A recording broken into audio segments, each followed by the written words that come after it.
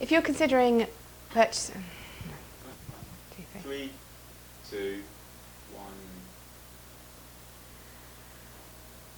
You might be considering going on an Agile Project Management course, but there are lots of providers, and to be honest, it's quite a big purchase, so you're never really sure what you're going to get. And I thought this video might be helpful in understanding, if you came to my course, what it is you'd experience. Clearly, if it's an exam-based course, you want to pass the Foundation and the Practitioner, so you need to know that I'm going to cover every aspect of the syllabus and that I'm going to really help you shape your answers so that they fit what the examiner's looking for. But really what's important to me as well, alongside that, is that you get this practical understanding of how Agile Project Management works in different kinds of organisations and how you might need to change some of your behaviour or some of your thinking to be more agile as you move away from more traditional project approaches like Prince2.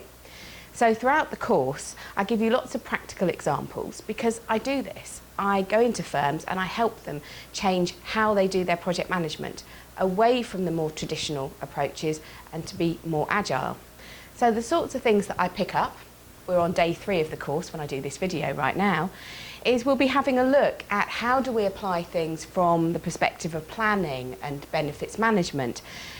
What's the governance? And one of the key things that really drives Agile is getting things done, making sure our projects deliver on time, making sure that we're up to speed with what it is our users need, so focusing on the benefits. So we have a look at how do we make sure that the team is empowered to do that and motivated. What do we do to form the team? What's the role of the project manager? Another example that I want to show you is that we get into activities where I ask you to start thinking about your projects in a very agile way.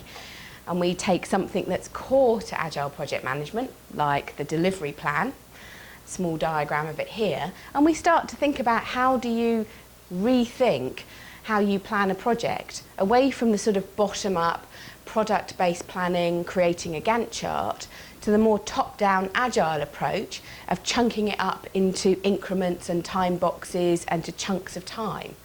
So it's all very practical on this course. You can probably see behind me here there are lots of models that I use, and we're in the middle of doing activities on this course because it's all about you learning and you doing things. So here are the results of some of our activities this week. But also on this desk, you'll see that there are lots of different, there's a jigsaw puzzle here that we use as one of the revision activities on the roles and responsibilities.